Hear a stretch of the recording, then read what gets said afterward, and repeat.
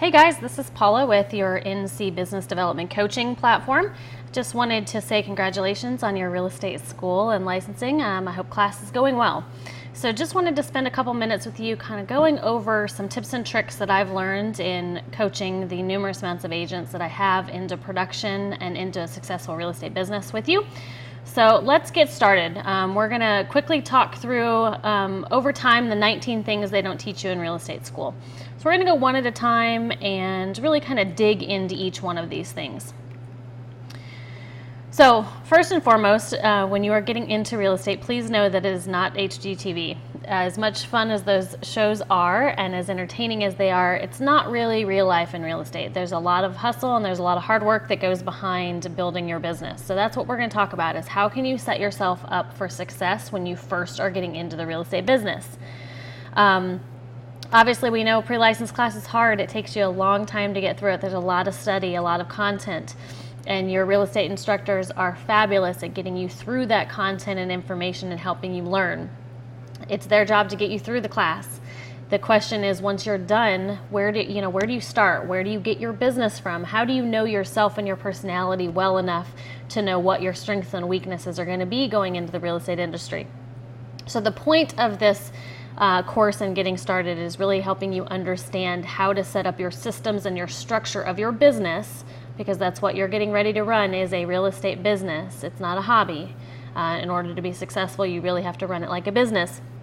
So let's learn from the clues and tips and tricks that other real estate agents have learned over time, even the mistakes that I made when I first started in real estate, to ensure your success moving forward.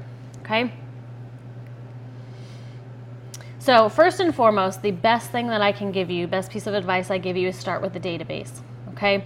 This is something that you can start right now, even while you're in school. You don't have to wait. Take the time to gather all of your contacts that you know from future businesses, past lives, friends and family.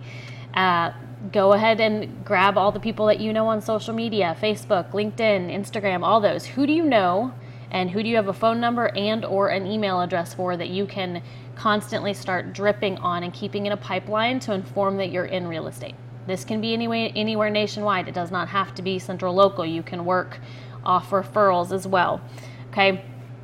Your database is going to be your business plan. You're going to have people to reach out to, people to market to, people to inform about your real estate business before you can have a success. So first and foremost is getting together a database that you can utilize from day one.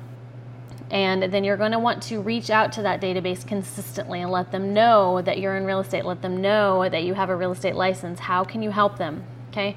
So I want you to look down at this little bullseye on the bottom right-hand corner, and let's talk a little bit about this, because consistent marketing to a database is going to be key. So you really want to focus on a couple different groups. Okay. First and foremost, at the bullseye, we call your allied resources. Now, those are your die-hard go-to people that you know will send you business. Anytime they hear a single person mention real estate or buying a house or selling a house, they're going to go, oh, you need to meet my friend. Those are your allied resources. Those are your go-to people. Those are the ones that you spoil and constantly take out, and then you help teach what real estate is all about so they can in turn be your biggest advocates out on the streets for you. Okay? That's all about leveraging your time. You're only one person, but if you have a handful of allied resources that are promoting you as well, you're leveraging your time and your ability to get in front of other people. Okay? So figure out who those allied resources are. Find the top 5 or 10 people in your world that you know are going to market you on your behalf, and then teach them about your brand. Teach them about the type of business you want to do so they can in turn go around and teach others. Okay? Next group is your METS group. That METS group is very much so who you've known, who knows your name, who you've met before sometime in your life that you can market to. And you want to make sure that from day one, that MET group is on some sort of marketing or drip campaign. Every different company is going to call it something different, but regardless, you want them on a campaign in which you're keeping your face in front of them via email at least once a month.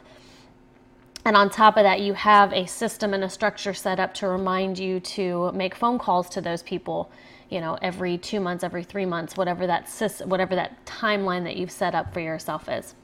Okay. You're going to have a haven't met group. Now, those are people that you have not met, whether that be friends of friends, the 5 degrees of separation, 6 degrees of separation that you have through other friends. What groups are you a part of? Church, networking groups, if you have kids in school, what are all those potential people that you can pinpoint that you haven't met yet, but that could be potential business?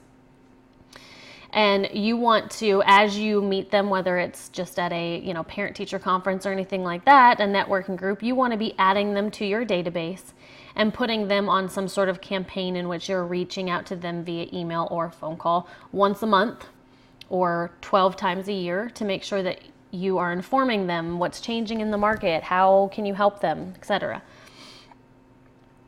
Okay, and then you're going to have this group called kind of the general public. That's everybody out there that you've never met, you've never run into, you may not have contact with. How do you keep your name in front of them?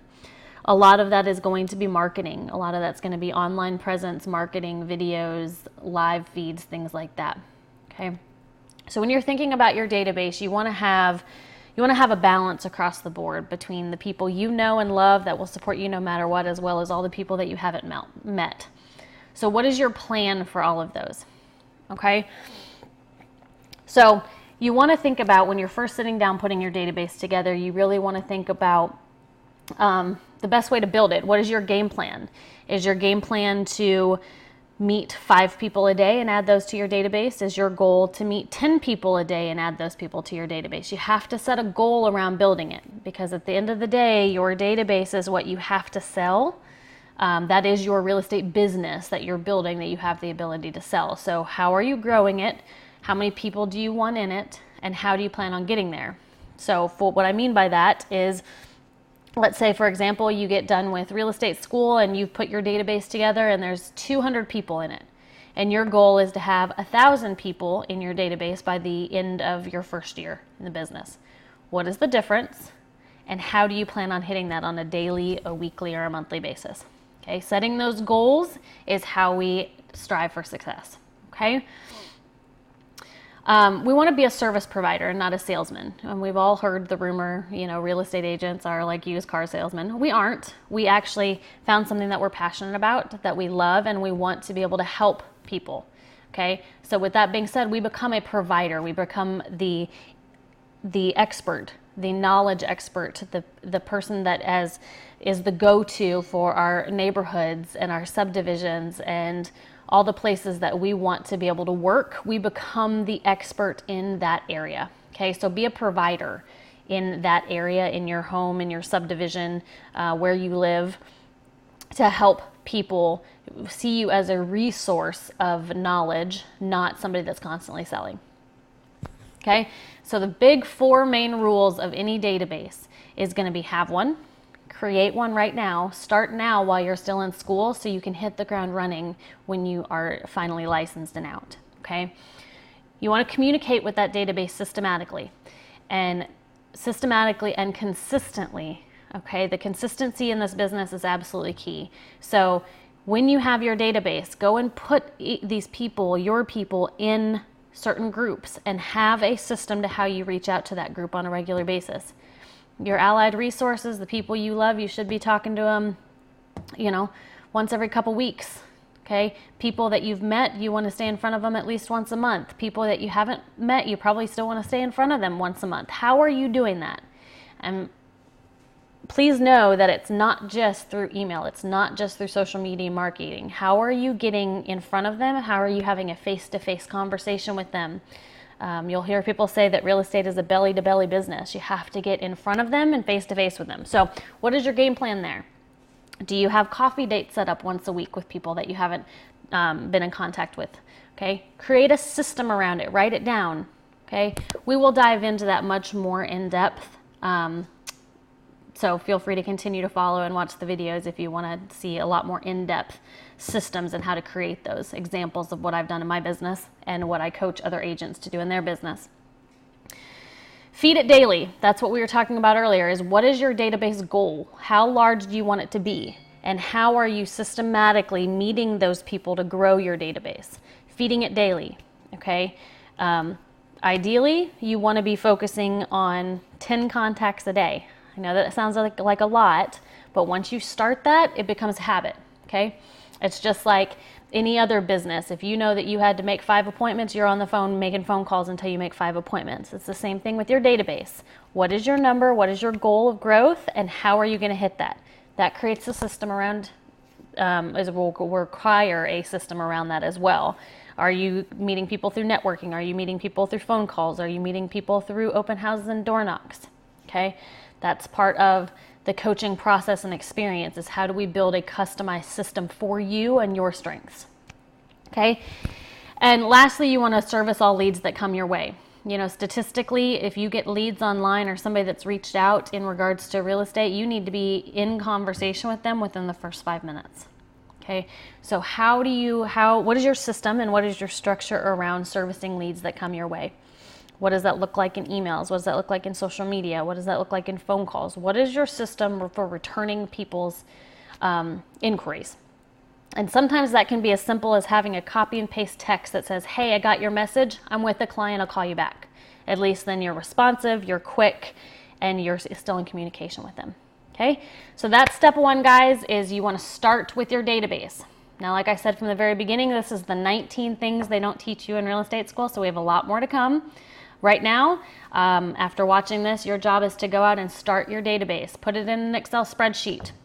I will go ahead and attach to this a template of a database where you can start adding people to, so you have a starting structure, okay? And feel free to chime back in. The next item that we're going to go over is how to start with revenue and not expenses. So hope you have a good one.